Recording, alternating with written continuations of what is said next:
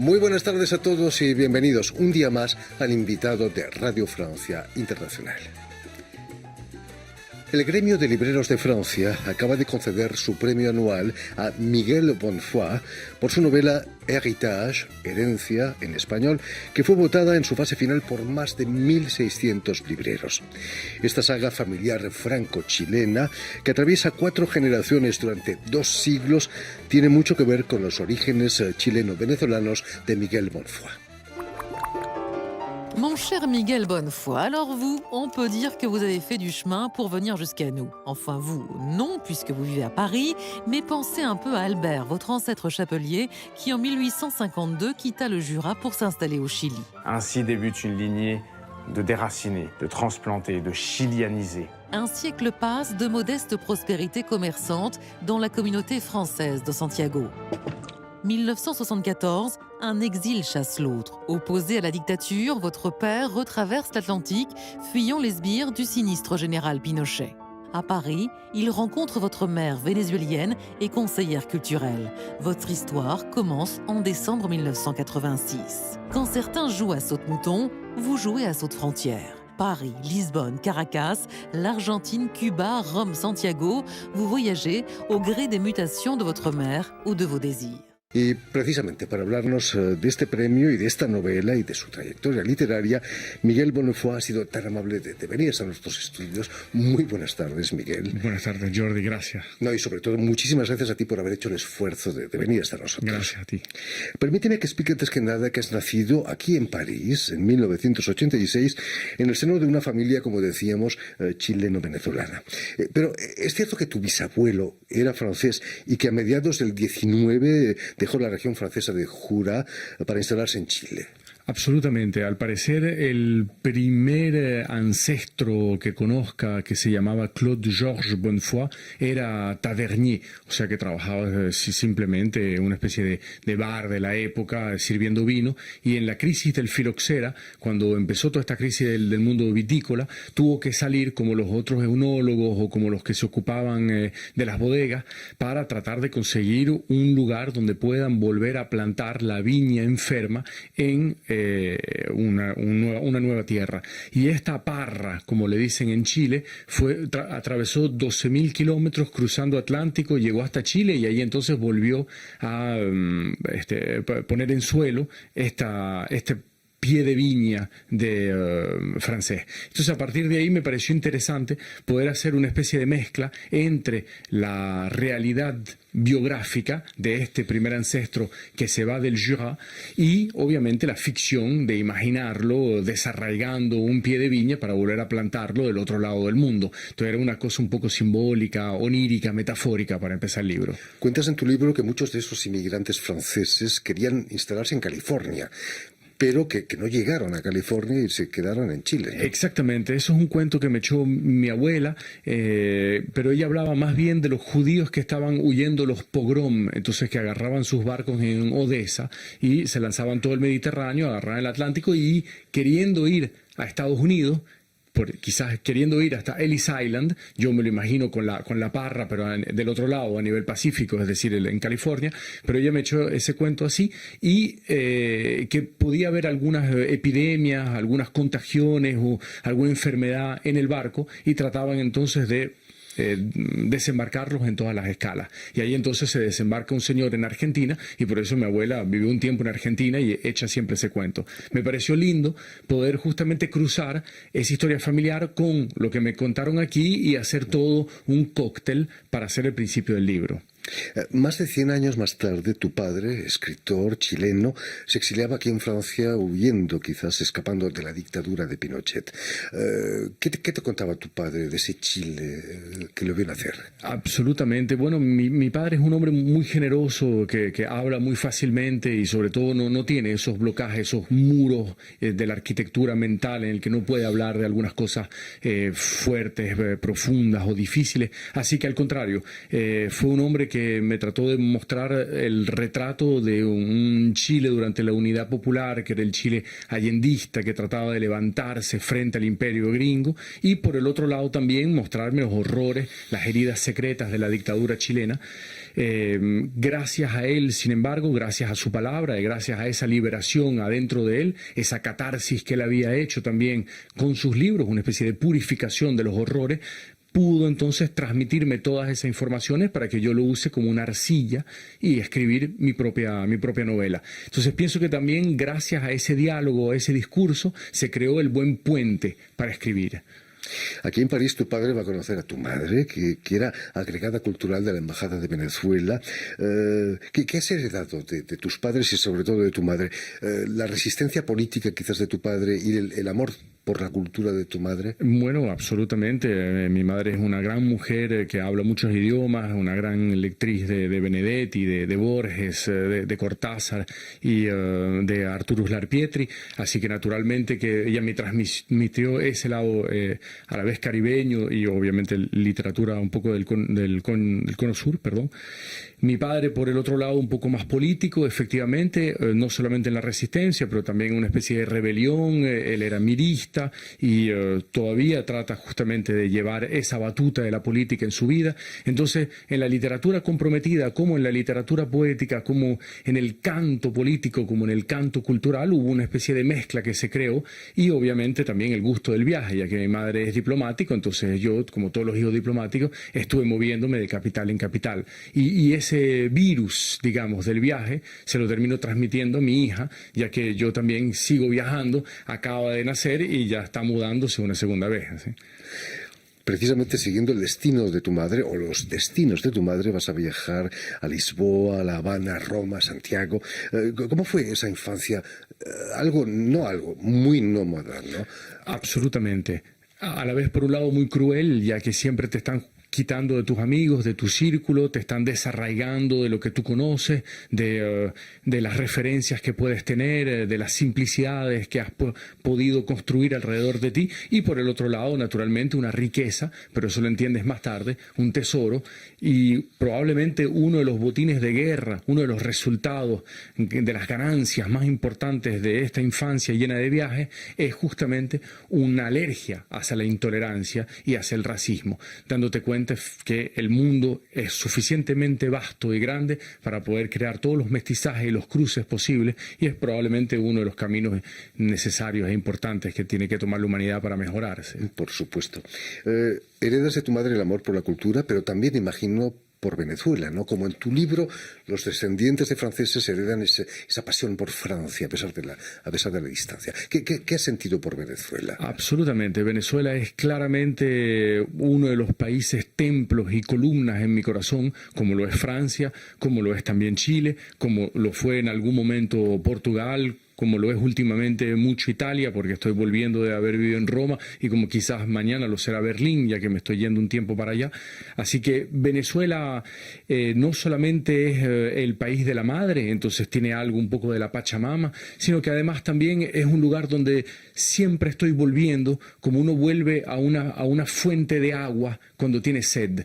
Y es fundamental para mí poder conservar un lazo, un vínculo fuerte y preciso con Venezuela, para poder alimentarme de ese imaginario colectivo, de esa tradición, de esa idiosincrasia, y poder de alguna forma malearla, flexibilizarla, trabajarla para darle un lado un poco francés y escribir entonces literatura en francés. Entonces en ese juego están los dos. Pero quizás mañana voy a vivir en Venezuela y entonces voy a escribir sobre Francia, y Francia será esa especie de lugar que voy a vestir como una sirena a lo lejos. ¿Quién sabe? ¿Quién sabe? Claro. Vas a estudiar aquí en París, en la Sorbona, tus estudios literarios. Los libros te atraían tanto que vas incluso a venderlos en los quais de Seine, en esos buquinistas tan típicamente parisinos. Absolutamente. Los buquinistas están en los quais de Seine y en general uno los puede identificar y localizar en función del número que está enfrente, ya que el buquinista, él no tiene número. Yo estaba en face du 36 du Quai des Grands Augustins, al lado de Saint-Michel. Y ahí teníamos 4 boîtes en el que vendíamos primeras ediciones y viejas ediciones. Y es absolutamente delicioso. Como profesión uno no gana absolutamente nada, o sea, nunca he sido tan pobre y sin embargo nunca he conocido tanta gente.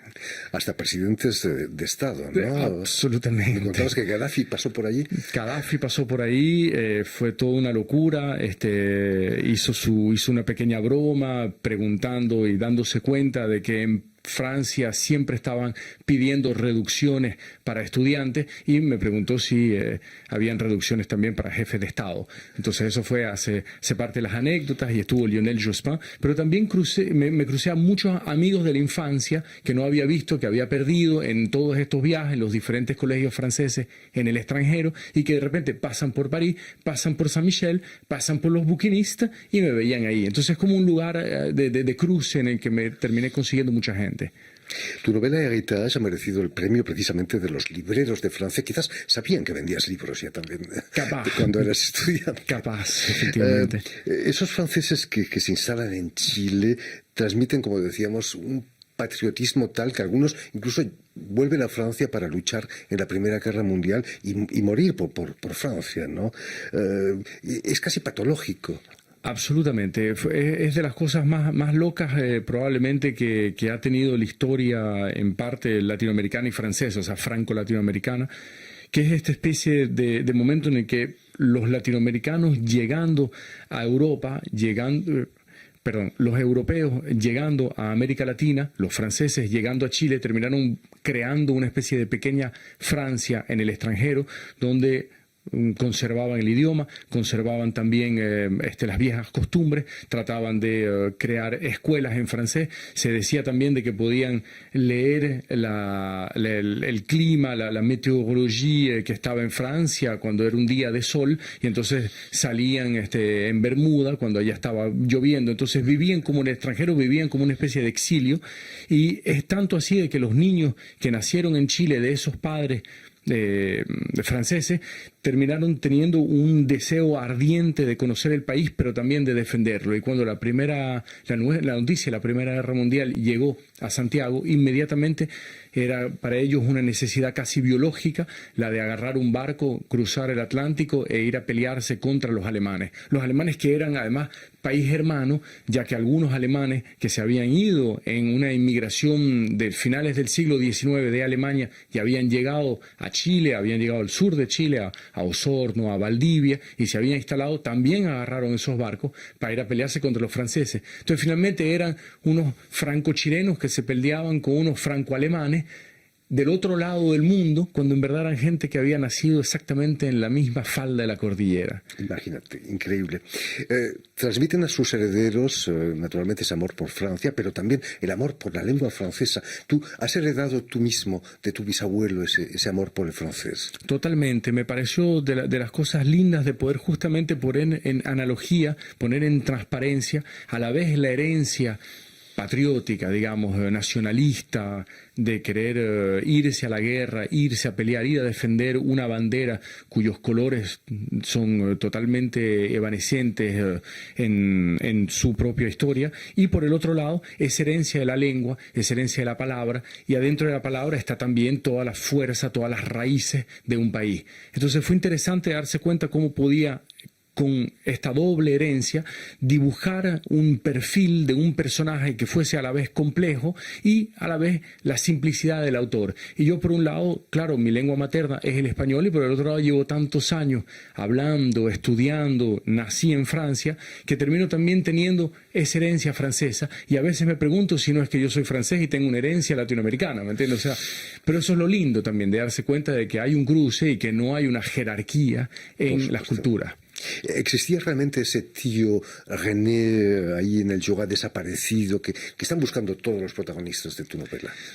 Bueno, es a la vez una astucia, ya que cuando estaba escribiendo el libro necesitaba un leitmotiv, necesitaba un color, necesitaba una paleta, una textura, un perfume, necesitaba algo que pueda funcionar durante todo el libro y que se fuese pasando como un talismán de generación en generación, como una muleta, trayendo suerte, pero también trayendo tragedias, trayendo grandezas y también trayendo pequeñeces, y mostrando efectivamente que lo podía usar como una cadena, ¿no? que pueda hacer el hilo en un siglo, 2 guerras mundiales, una dictadura, 4 generaciones, necesitaba algo.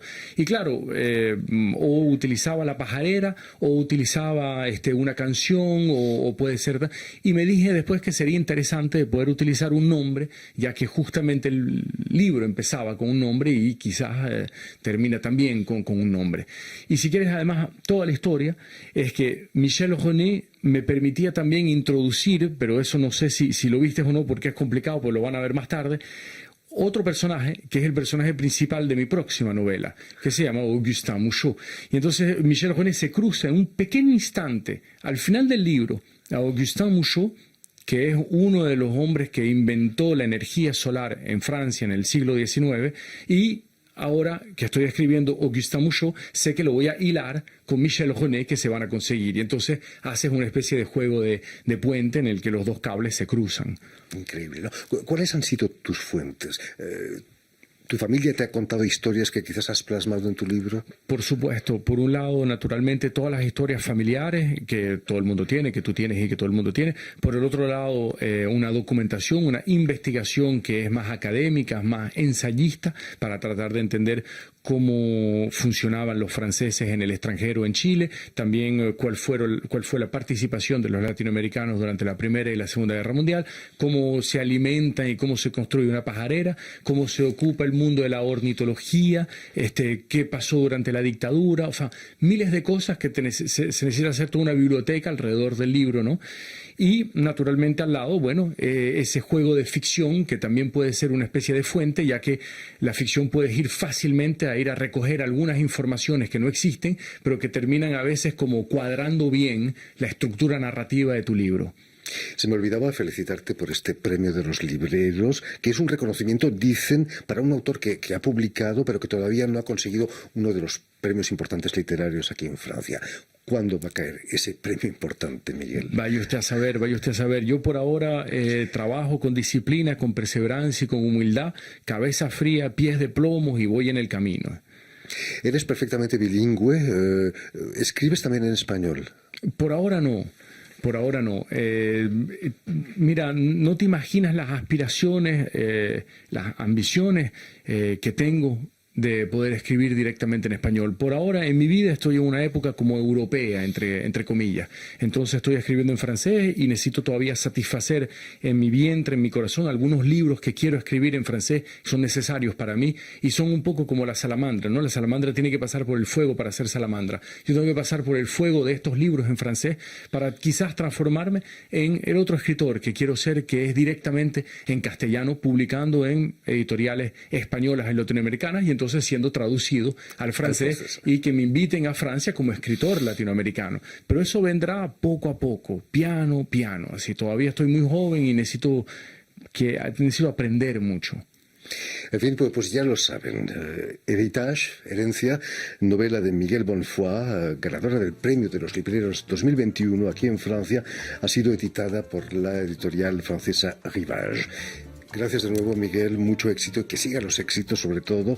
Permíteme también que dé las gracias a Vanessa Loiseau y a Julien Leng, quienes se han ocupado hoy de la realización del programa, y enviar un saludo muy especial a nuestros telespectadores, porque también los tenemos, que nos siguen en toda América Latina, incluso en Caracas, sin duda, gracias a una cadena internacional de televisión que se llama Unión Continental Latinoamérica, UCL, que emite desde Montevideo, en Uruguay.